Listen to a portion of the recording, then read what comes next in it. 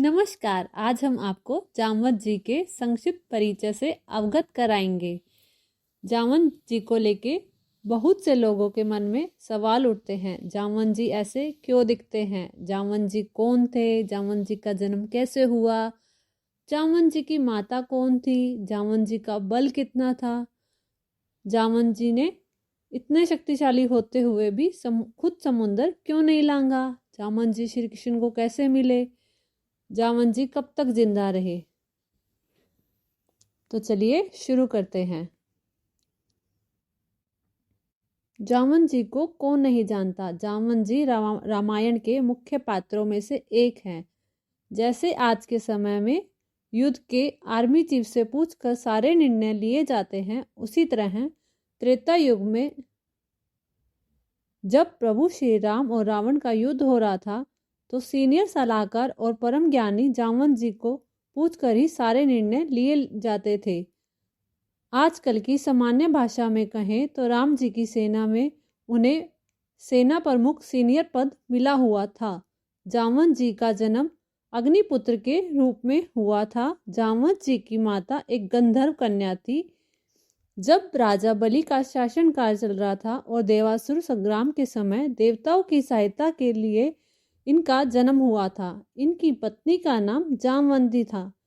एक मान्यता यह भी है, जामवंत जी को पहले रक्षपति कहा जाता था, जो आगे चलकर रीछराज जामवंत हो गया, जैसा कि रामायण में दर्शाया गया है। ऐसा भी कहा जाता है कि ब्रह्मा जी ने 2 पैर पर चलने वाला रीछ बनाया जो बोल भी सकता था। जामवंत जी ने मत्स्य अवतार को छोड़कर कृष्ण अवतार तक जितने भी अवतार हुए, उन्होंने सभी अवतारों में प्रभु के दर्शन किए। जामवंत जी बहुत विद्वान थे। उन्हें सभी वेद, उपनिषद, पुराण, अन्य जितने ग्रंथ हैं, जामवंत जी को सब कंठस्थ थे। जामवंत जी आकार में कुंभकर्ण से तनिक ही छोटे थे। कहा जाता है जामवंत जी उम्र में हनुमान जी से बहुत बड़े थे, क्योंकि जामवंत जी का जन्म राजा बलि के शासनकाल में सतयुग में हुआ था और हनुमान जी का जन्म त्रेता युग में हुआ था। इसी कारण जब सीता माता का पता लगाने के लिए जामवंत जी, हनुमान, अंगद और सेना के साथ दक्षिण दिशा गए, तो वहां 100 योजन का समुद्र पार करने में समर्थ नहीं हुए। अपनी उम्र के हिसाब से मैं अब 90 योजन का ही समुद्र लांघ सकता हूँ। जब समुद्र मंथन हुआ, तब देवतागण और दैत्यगणों के थक जाने पर मैंने अकेले ही मंदराचल पर्वत को घुमा दिया था। जामवंत जी की शक्ति की बात करें तो उनमें 1 करोड़ सिंहों जितना बल था।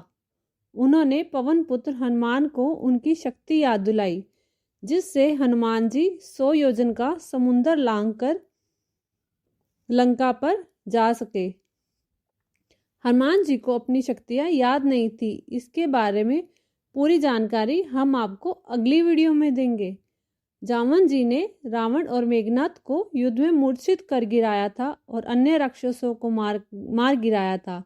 युद्ध समाप्ति के बाद उन्होंने प्रभु श्री राम को कहा, मुझे अपना बल आजमाने को तो मिला ही नहीं। तब उन्होंने कहा, द्वापर युग में मैं जन्म लूंगा। हे जामवंत, तब तुम अपना पूरा बल आजमा लेना। पौराणिक कथा के अनुसार द्वापर युग में सत्यजीत ने सूर्यदेव की आराधना कर उनसे समंतक मणि प्राप्त की थी। सत्यजीत ने श्री कृष्ण को सभा में उस मणि के बारे में बताया। ये रोज 8 मन सोना देती है। तब श्री कृष्ण ने लोक कल्याण की भावना रखते हुए वो मणि प्राप्त करने की इच्छा प्रकट की, परंतु सत्यजीत ने वह मणि कृष्ण को ना देकर अपने छोटे भाई प्रसन्नजित को दे दी।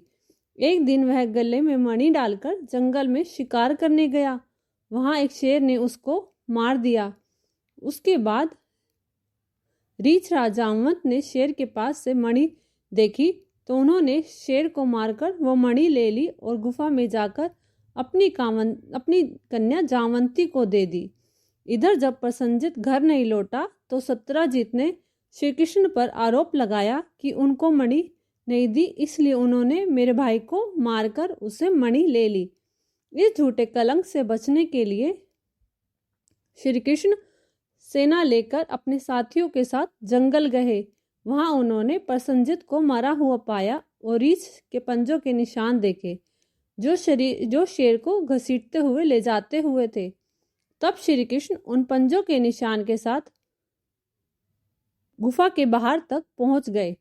सेना को बोले, तुम यहीं रुको, मैं देखता हूँ। वहां गुफा के अंदर श्री कृष्ण ने देखा एक कन्या उस मणि से खेल रही थी। जब जामवंत जी ने श्री कृष्ण को देखा तो उनसे युद्ध करने लगा। लगभग 7 दिन हो गए थे श्री कृष्ण गुफा से बाहर नहीं आए तो श्री कृष्ण के साथ आए हुए साथियों ने सोचा अब श्री कृष्ण हमारे बीच नहीं रहे। ऐसा सोचकर वो लोग वापस वहां से द्वारकापुरी लौट गए।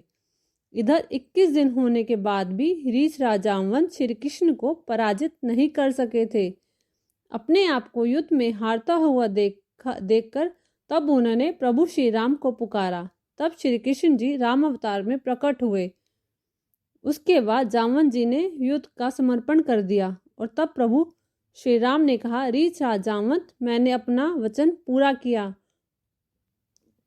त्रेता युग में जो तुम्हें अपना बल आजमाने का पूर्ण मौका नहीं मिला था वो आज पूरा हुआ। तब जामवंत जी को अपनी गलती का एहसास हुआ और उन्होंने अपनी भूल का प्रायश्चित करने के लिए अपनी कन्या जामवंती का विवाह श्री कृष्ण से कर दिया और वो मणि भी उनको दे दी।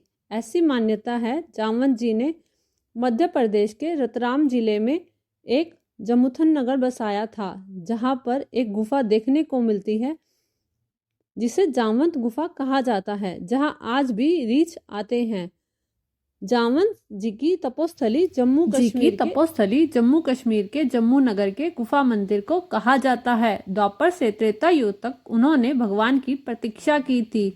वीडियो अच्छी लगी तो लाइक करें और चैनल को सब्सक्राइब करें। धन्यवाद।